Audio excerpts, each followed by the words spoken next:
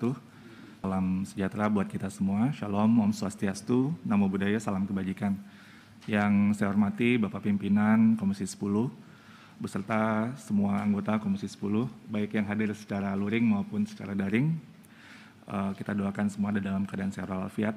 Yang saya hormati semua pejabat eselon 1, eselon 2 yang juga hadir bergabung pada kesempatan hari ini. Pak Dirjen Bina Keuangan Daerah, Pak Adrian, Pak Direktur, Pak Adrianto dari Kemenkeu, Pak Harmen dari BKN yang secara luring, Pak Teguh yang hadir secara luring, Pak Purwanto yang juga hadir secara luring, dan semua pejabat lainnya yang tidak bisa saya sebutkan satu persatu, dan hadirin yang berbahagia. Pertama-tama sekali lagi mudah-mudahan semua dalam keadaan sehat walafiat dan terima kasih atas undangannya Bapak Pimpinan. Mungkin beberapa hal sudah baru dipaparkan, baru hangat-hangat kayaknya kemarin sore dari rapat dengar pendapat kita sebelumnya. Mungkin mohon maaf kalau ada dalam beberapa paparan saya mungkin mengulang apa yang sudah dipaparkan sebelumnya, mungkin sekedar poin-poin mengingatkan. Mungkin boleh ditampilkan slide yang sudah kami berikan.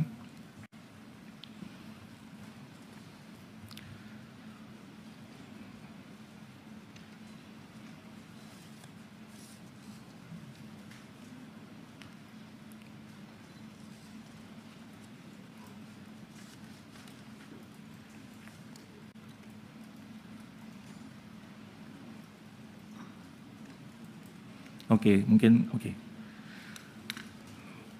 Pertama-tama konteksnya kembali mungkin kami bisa jelaskan bahwa why-nya mengapa ada seleksi guru ASN P3K di tahun 2021 ini adalah pembenahan 3 hal penting dalam pemerintahan kita dan yang juga terkait dalam hal yang berhubungan dengan tata kelola guru. Pertama, perbaikan tata kelola guru itu sendiri. Kita tahu banyak yang perlu kita tingkatkan supaya terjadi secara lebih optimal. Lalu kemudian penyelesaian isu guru honorer. Dan yang ketiga, bagian dari reformasi birokrasi, peningkatan kualitas layanan publik sebagai aparatur sipil negara. Tadi Pak Pimpinan sudah menyebutkan data-data terkait dengan kebutuhan guru.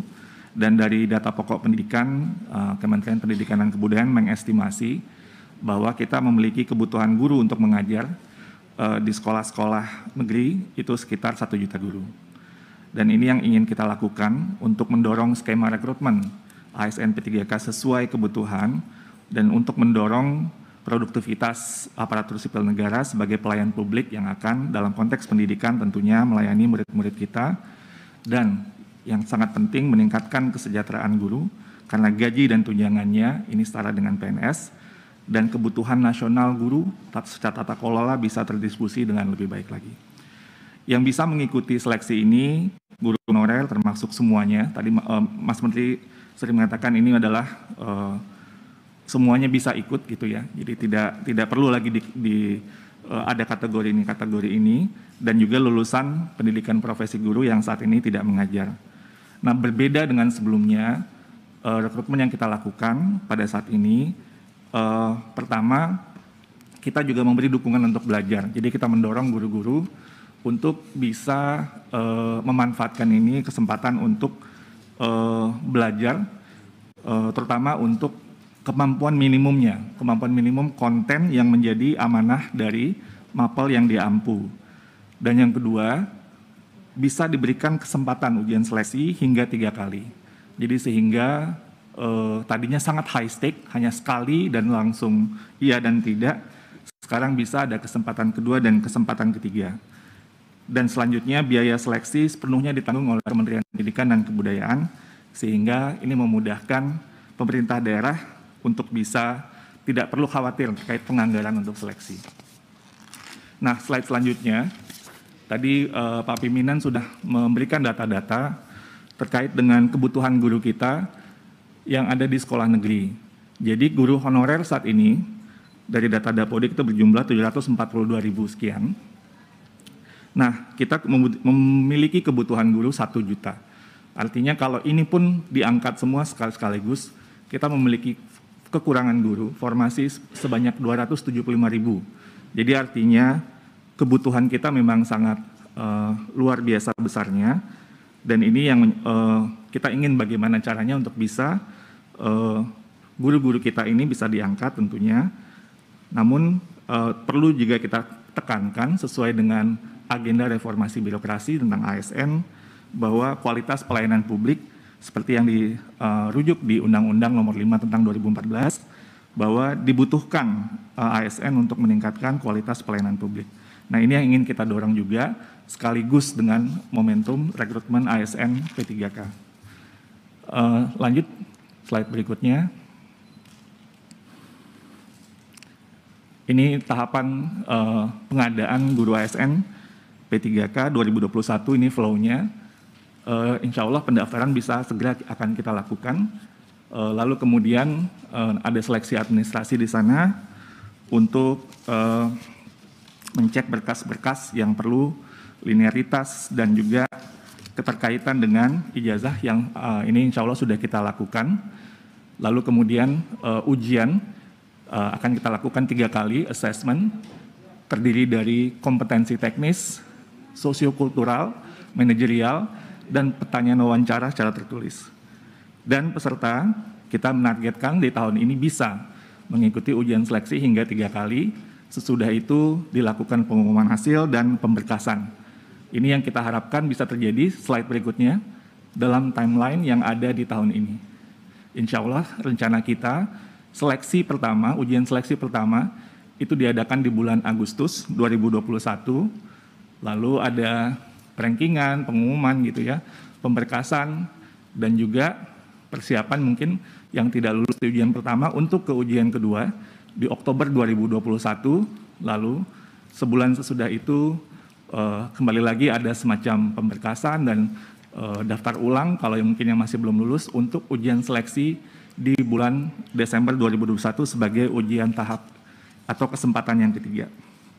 Dan ini yang timeline yang dari Panselnas kita sudah mendiskusikan sangat ketat sekali, dan ini membutuhkan upaya yang luar biasa nanti, terutama antara jeda sesudah ujian pertama ke ujian kedua ke ujian ketiga. Itu nanti akan luar biasa, tim yang harus bekerja untuk memastikan step-stepnya berjalan dengan baik. Selanjutnya, slide berikutnya. Nah, ini mungkin yang agenda yang tadi Pak Pimpinan sebut, yang agenda yang pertama terkait dengan hasil dari yang P3K yang lulus di tahun 2020. Mungkin saya langsung saja ke slide berikutnya.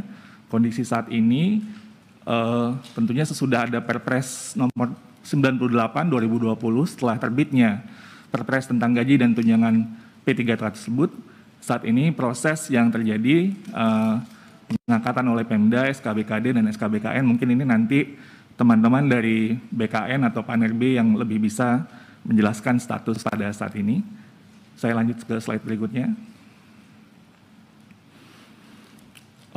Ini terkait dengan sosialisasi yang mungkin sudah kami jelaskan di rapat dengar pendapat sebelumnya.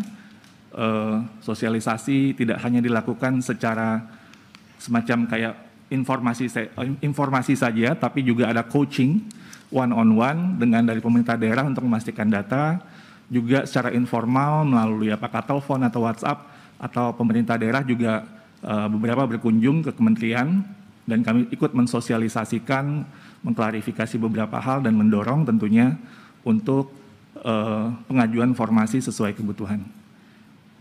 Saya rasa lanjut saja dulu. Nah, ini data yang terakhir. Pada saat ini sudah 523.000 formasi guru P3K yang ada. 165 daerah mengusulkan kurang dari 50% dari total formasi yang dibutuhkan. 27 daerah belum mengajukan formasi, 8 diantaranya Papua Barat. Dan alasan Pemda tidak mengajukan formasi lebih kepada ketidakyakinan tentang kewajiban finansial untuk guru P3K. Ini sudah kita bahas di rapat minggu yang lalu, yang fokus tentang anggaran pada waktu itu.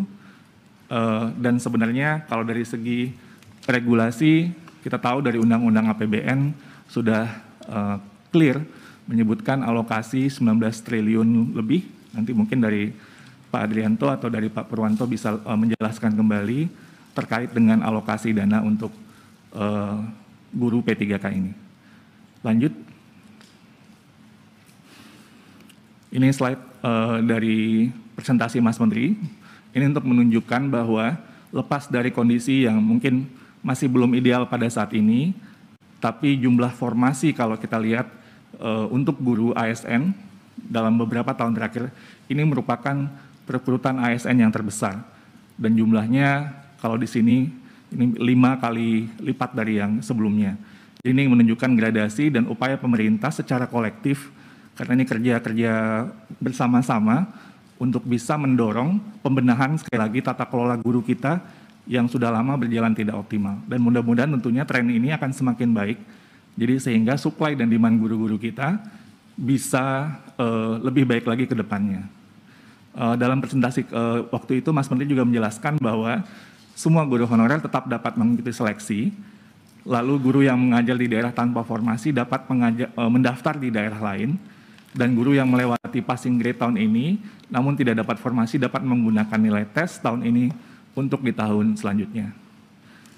Lanjut ke slide berikutnya. Terkait kebijakan afirmasi, mungkin kemarin juga sudah disampaikan oleh Prof. Nunu, bahwa dari Panselnas kami memutuskan beberapa hal tentang kebijakan formasi ini. Pertama, ujian seleksi ini tentunya dengan beberapa bulan yang kami masukkan dari berbagai pihak tentunya, dan kami mendengar dan memutuskan beberapa hal di sini. Ujian seleksi terutama buat guru-guru honorer di sekolah negeri yang mungkin merasa khawatir ya kalau misalnya langsung semuanya ikut gitu ya. Jadi seleksi yang pertama untuk guru honorer di sekolah negeri masing-masing. Dan ujian kedua dan ketiga baru kita buka kepada semua guru honorer dan lulusan PPG.